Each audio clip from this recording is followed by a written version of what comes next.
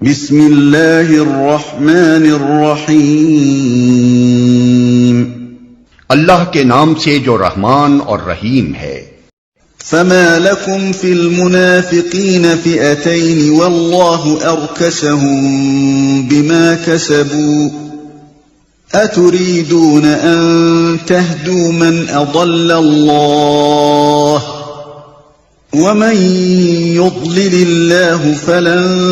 تجد له سبيلا۔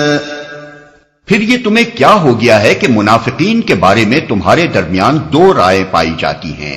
حالانکہ جو برائیاں انہوں نے کمائی ہیں ان کی بدولت اللہ انہیں الٹا پھیر چکا ہے۔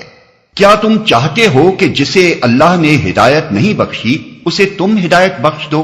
حالانکہ جس کو اللہ نے راستے سے ہٹا دیا اس کے لیے تم کوئی راستہ نہیں پا سکتے۔ تمہارے درمیان دو رائے پائی جاتی ہیں۔ یہاں ان منافق مسلمانوں کے مسئلے سے بحث کی گئی ہے جو مکہ میں اور عرب کے دوسرے حصوں میں اسلام تو قبول کر چکے تھے، مگر ہجرت کر کے دارالاسلام کی طرف منتقل ہونے کے بجائے بدستور اپنی کافر قوم ہی کے ساتھ رہتے بستے تھے، اور کم و بیش ان تمام کارروائیوں میں عملاً حصہ لیتے تھے جو ان کی قوم اسلام اور مسلمانوں کے خلاف کرتی تھی۔ مسلمانوں کے لیے یہ مسئلہ سخت پیچیدہ تھا کہ ان کے ساتھ آخر کیا معاملہ کیا جائے۔ بعض لوگ کہتے تھے کہ کچھ بھی ہو، آخر یہ ہیں تو مسلمان ہی، کلمہ پڑھتے ہیں، نماز ادا کرتے ہیں، روزے رکھتے ہیں، قرآن کی تلاوت کرتے ہیں، ان کے ساتھ کفار کا سا معاملہ کیسے کیا جا سکتا ہے؟ اللہ تعالیٰ نے اس رکوع میں اسی اختلاف کا فیصلہ فرمایا ہے۔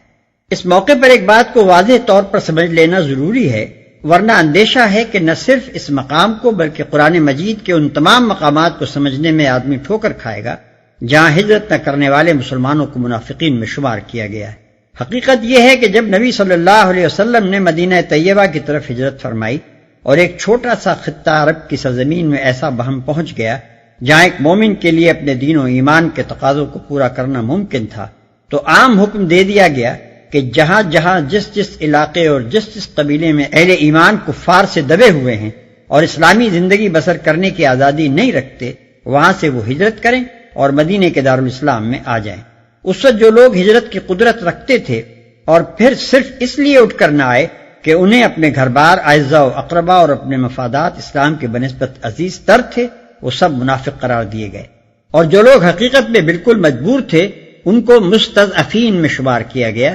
جیسا کہ آگے رکوع 14 میں آ رہا ہے۔ اب یہ ظاہر ہے کہ دارالکفر کے رہنے والے کسی مسلمان کو محض ہجرت نہ کرنے پر منافق صرف اس صورت میں کہا جا سکتا ہے جبکہ دارالاسلام کی طرف سے ایسے تمام مسلمانوں کو یا تو دعوت عام ہو یا کم از کم اس نے ان کے لیے اپنے دروازے کھلے رکھے ہوں۔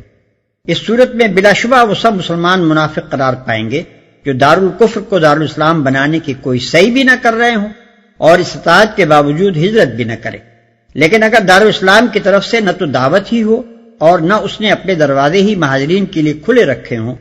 تو اس صورت میں صرف ہجرت نہ کرنا کسی شخص کو منافق نہ بنا دے گا، بلکہ وہ منافق صرف اس وقت کہلائے گا جب فی الواقع کوئی منافقانہ کام کرے۔ ان کی بدولت اللہ انہیں الٹا پھیر چکا ہے، یعنی جس دورنگی اور مصلحت پرستی اور ترجیح دنیا برآخرت کا اکتساب انہوں نے کیا ہے، اس کی بدولت اللہ نے انہیں اسی طرف پھیر دیا ہے جس طرف سے یہ آئے تھے۔ انہوں نے کفر سے نکل کر اسلام کی طرف پیش قدمی کی تو ضرور تھی،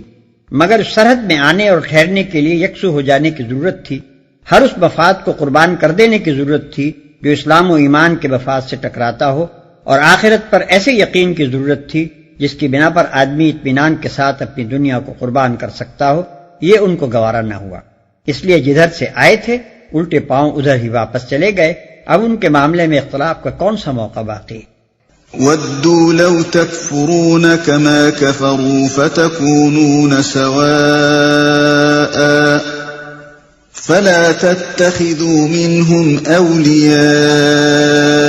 حَتَّى يُهَاجِرُوا فِي سَبِيلِ اللَّهِ فَإِن تَوَلَّوْا فَخُذُوهُمْ وَاقْتُلُوهُمْ حَيْثُ وَجَدتُّمُوهُمْ وَلَا تَتَّخِذُوا مِنْهُمْ وَلِيًّا وَلَا نَصِيرًا۔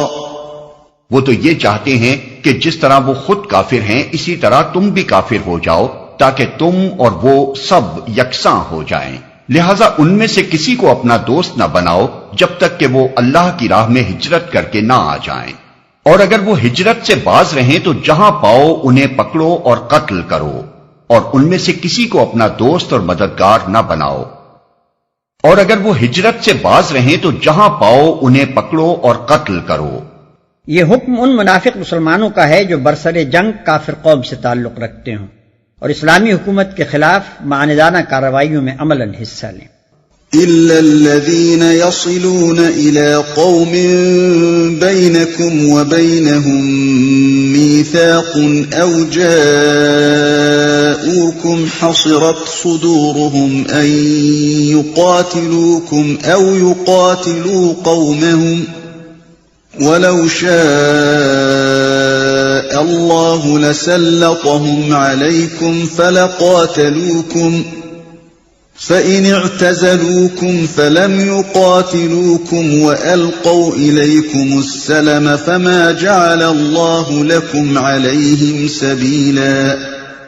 البتہ وہ منافق اس حکم سے مستثنی ہیں جو کسی ایسی قوم سے جا ملیں جس کے ساتھ تمہارا معاہدہ ہے، اسی طرح وہ منافق بھی مستثنی ہیں جو تمہارے پاس آتے ہیں اور لڑائی سے دل برداشتہ ہیں، نہ تم سے لڑنا چاہتے ہیں نہ اپنی قوم سے۔ اللہ چاہتا تو ان کو تم پر مسلط کر دیتا اور وہ بھی تم سے لڑتے، لہذا اگر وہ تم سے کنارہ کش ہو جائیں اور لڑنے سے باز رہیں اور تمہاری طرف صلح و آشتی کا ہاتھ بڑھائیں تو اللہ نے تمہارے لیے ان پر دست درازی کی کوئی سبیل نہیں رکھی ہے۔ کسی ایسی قوم سے جا ملیں جس کے ساتھ تمہارا معاہدہ ہے۔ یہ استثناء اس حکم سے نہیں ہے کہ انہیں دوست اور مددگار نہ بنایا جائے، بلکہ اس حکم سے ہے کہ انہیں پکڑا اور مارا جائے۔ مطلب یہ ہے کہ اگر یہ واجب القتل منافق کسی ایسی کافر قوم کی حدود میں جا پناہ لیں جس کے ساتھ اسلامی حکومت کا معاہدہ ہو چکا ہو تو اس کے علاقے میں ان کا تعاقب نہیں کیا جائے گا، اور نہ یہی جائز ہوگا کہ دارالاسلام کا کوئی مسلمان غیر جانبدار ملک میں کسی واجب القتل منافق کو پائے اور اسے مار ڈالے۔ احترام دراصل منافق کے خون کا نہیں بلکہ معاہدے کا ہے۔